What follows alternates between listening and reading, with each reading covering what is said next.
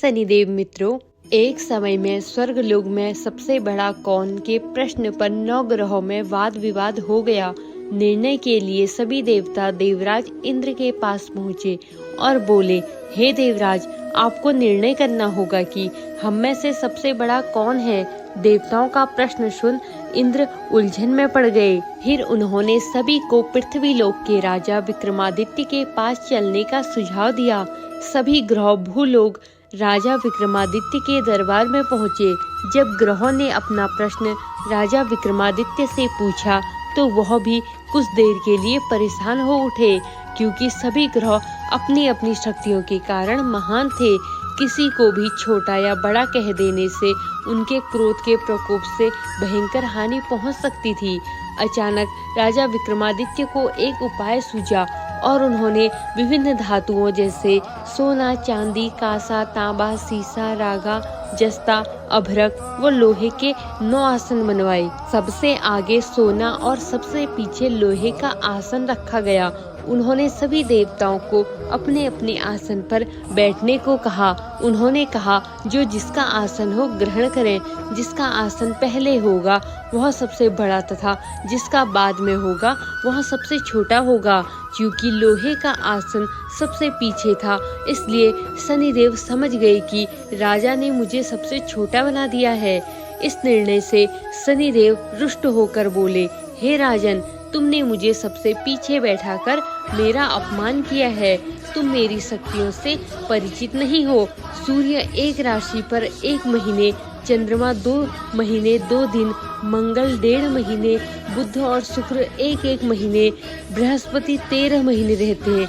लेकिन मैं किसी भी राशि पर 2.5 वर्ष से लेकर 7.5 वर्ष तक रहता हूँ। बड़े बड़े देवताओं को मैंने अपने प्रकोप से पीड़ित किया है। अब तू भी मेरे प्रकोप से सावधान रहना। इस पर राजा विक्रमादित्य बोले, जो कुछ होगा भाग्य में होगा, देखा जाएगा।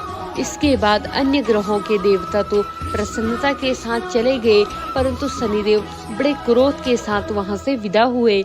कुछ समय बाद जब राजा विक्रमादित्य पर 7.5 की दशा आई तो शनिदेव ने घोड़े के व्यापारी का रूप धारण किया और बहुत से घोड़ों के साथ विक्रमादित्य की नगर पहुँचे। राजा विक्रमादित्य उन घोड़ों को देखकर एक अच्छे से घोड़े को अपनी सवारी के लिए चुनकर उस पर चढ़े। राजा जैसे ही उस घोड़े पर सवार हुए, वह बिजली की गति से दौड़ पड़ा। तेजी से दौड़ते हुए घोड़ा राजा को दूर एक जंगल में ले गया और फिर वहां राजा को गिराकर गायब हो गया। राजा अपने नगर लौटने के लिए जंगल में भटकने लगा, पर उसे कोई भी रास्ता नहीं मिला। राजा को भूख प्यास लग आई। बहुत घूमने पर उन्हें एक चरवाहा मिला। राजा ने उससे पानी मांगा। पानी पीकर राजा ने उस चरवाहे को अपनी अंगूठी दे दी और उससे रास्ता पूछकर जंगल से निकलकर पास के नगर में चल दिए। नगर पहुंचकर राजा एक सेठ की दुकान पर बैठ गए। राजा के कुछ देर दुकान पर बैठने से सेठ की बहुत बिक्री हुई। सेठ ने राजा को भाग्यवान समझा और उसे अपने घर भोजन पर ले गया। सेठ के घर में सोने का एक हार खूंटी पर लटका हुआ था। राजा को उसे कमरे में छोड़कर सेठ कुछ देर के लिए बाहर चला गया। तभी एक आश्चर्यजनक घटना घटी। राजा के देखते देखते खूंटी सोने के उस हार को निगल गई। सेठ ने जब हार गायब देखा तो उसने चोरी का संदेह राजा पर किया और अपने नौकरों से कहा कि इस परदेसी को रस्सियों से बांधकर नगर के राजा के पास ले चलो। राजा ने विक्रमादित्य से हार के बारे में पूछा तो उन्होंने बताया, खूंटी ने हार को निगल लिया। इस पर राजा क्रोधित हुए और उन्होंने चोरी करने के अपराध में विक्रमादित्य के हाथ पांव काटने का आदेश दे दिया। सैनिकों ने राजा विक्रमादित्य के हाथ पांव काटकर उन्हें सड़क पर छोड़ दिया। कुछ दिन बाद एक तेली उन्हें उठाकर अपने घर ले गया और उसे कोल्हू पर बैठा दिया। राजा आवाज देकर बैलों को हाँकता रहता। इस तरह तेली का बैल चलता रहा और राजा को भोजन मिलता रहा। शनि के प्रकोप की 7.5 पूरी होने पर वर्षा ऋतु प्रारंभ हुई। एक रात विक्रमादित्य मेघ मल्हार गा रहा था। तभी नगर की राजकुमारी मनभावनी रथ पर सवार उस घर के पास से गुजरी। उसने मल्हार सुना तो उसे अच्छा लगा और दासी को भेजकर गाने वाले को बुला लाने को कहा। दासी लौटकर राजकुमारी को अपंग राजा के बारे में सब कुछ बता दिया। राजकुमारी उसे मेघ मल्हार से बहुत मोहित हुई और सब कुछ जानते हुए भी उसने अपंग राजा से विवाह करने का निश्चय किया। राजकुमारी ने अपने माता पिता से जब यह बात कही तो वह हैरान रह गए। उन्होंने बहुत समझाया पर राजकुमारी ने अपनी जिद नहीं छोड़ी और प्राण त्याग देने का निश्चय कर लिया। आखिरकार राजा रानी को विवश होकर अपंग विक्रमादित्य से राजकुमारी का विवाह करना पड़ा। विवाह के बाद राजा विक्रमादित्य और राजकुमारी तेली के घर में रहने लगे। उसी रात स्वप्न में शनिदेव ने राजा से कहा, राजा तुमने मेरा प्रकोप देख लिया, मैंने तुम्हें अपने अपमान का दंड दिया। राजा ने शनिदेव से क्षमा करने को कहा और प्रार्थना की, हे शनिदेव आपने जितना दुख मुझे दिया है अन्य किसी को न देना।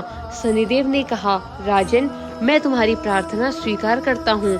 जो कोई स्त्री पुरुष मेरी पूजा करेगा, कथा सुनेगा, जो नित्य ही मेरा ध्यान करेगा, चींटियों को आटा खिलाएगा, वह सभी प्रकार के कष्टों से मुक्त होता रहेगा तथा उसके सब मनोरथ पूर्ण होंगे।